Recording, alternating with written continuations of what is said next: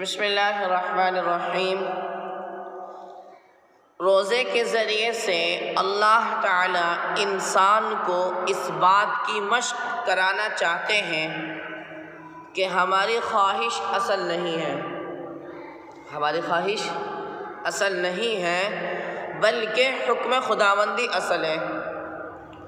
وہی چیزیں جو روزے سے قبل حلال ہوتی ہیں، جیسے اپنی محنت سے حاصل کردہ حلال مال اور اپنی منکوحہ حلال بیوی، لیکن روزے کی نیت کرتے ہی یہ دونوں حلال چیزیں روزے دار پر حرام قرار پاتی ہیں۔ مثلاً 5 روپے کی 10 روپے کی کوئی چاکلیٹ خرید کے لایا، اپنی محنت سے لایا خرید کے، اور اس کے لیے حلال بھی ہے کھانا، پر روزہ ہے تو اللہ کا حکم ہے نہیں کھانا ہے تو پھر نہیں کھائے گا۔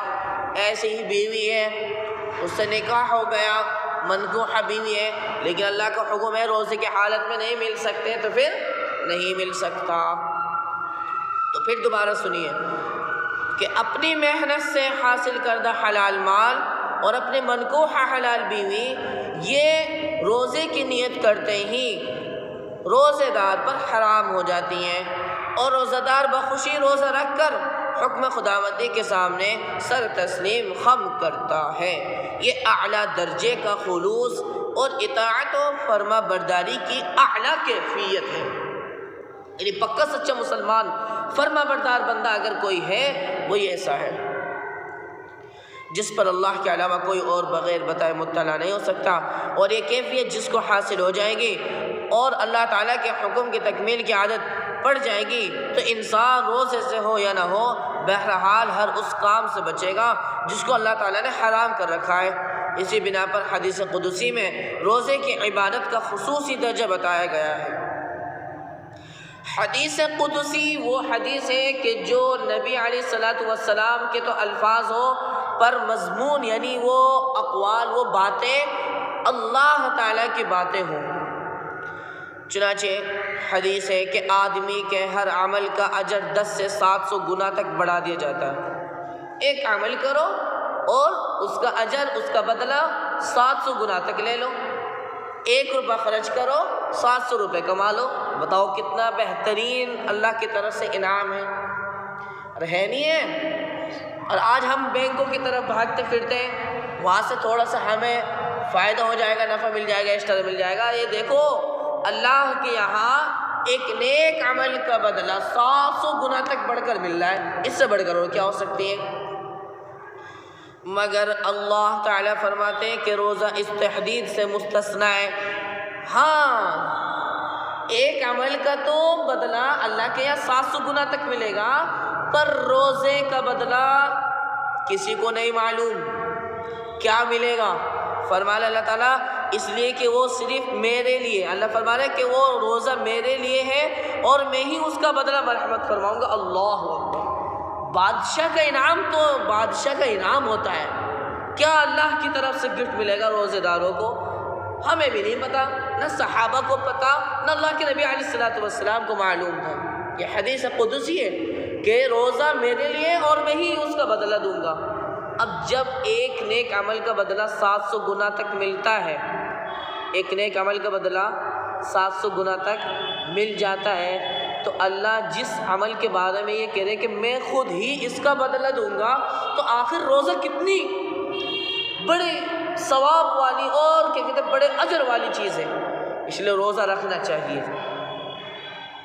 کیونکہ روزے دار اپنے خواہش اور کھانے پینے کو صرف میں دلی چھوڑتا ہے۔ ہاں، یہ بات بہت اہم ہے، ذرا غور سے سنیں اس بات کو۔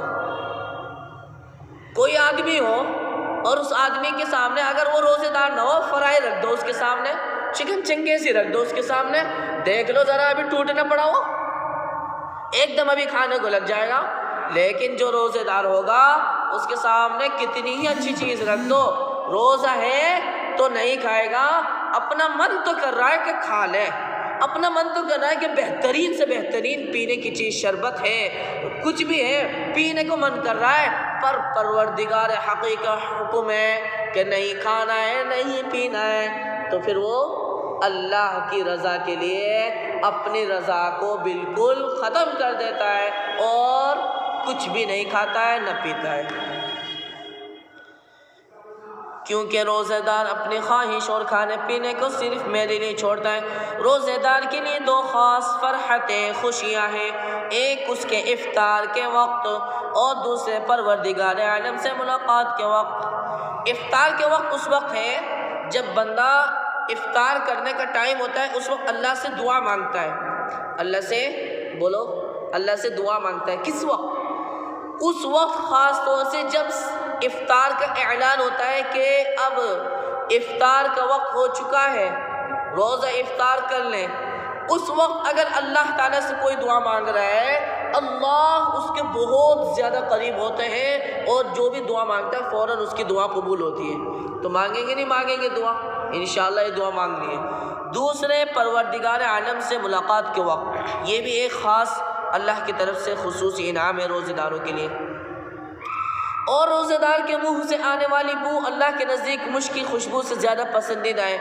یہاں یہ بات سمجھنے کی ہے کہ روزہ دار کے منہ سے جو بو آ رہی ہے وہ یہ نہیں جو دانتوں سے نکل رہی ہے، بلکہ خالی پیٹ رہنے کی وجہ سے جو معدے کے خشک خالی رہنے کی وجہ سے ہوتی ہے، وہ اندر سے الگ بو نکلتی ہے، وہ بو اللہ کے نزدیک بہت زیادہ پسندیدہ ہے۔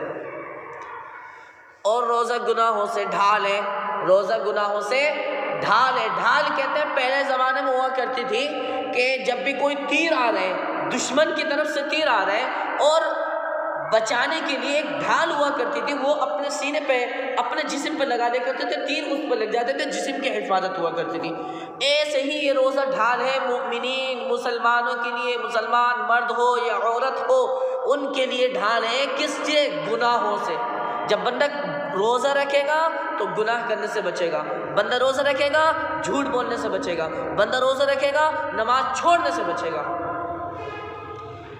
اور جب تم میں سے کوئی روزہ دار ہو تو بری بات زبان سے نہ نکالے اور نہ گالی گلوچ کرے، اور جب کوئی اسے برا بھلا کہے یا اس سے جھگڑا کرے تو اسے جواب میں کہہ دے کہ میں روزہ دار ہوں۔ کیا کہتے ہیں؟ میں روزہ دار ہوں۔ تھوڑی سی بات اور ہے، وہ میں آپ کے سامنے رکھ دوں۔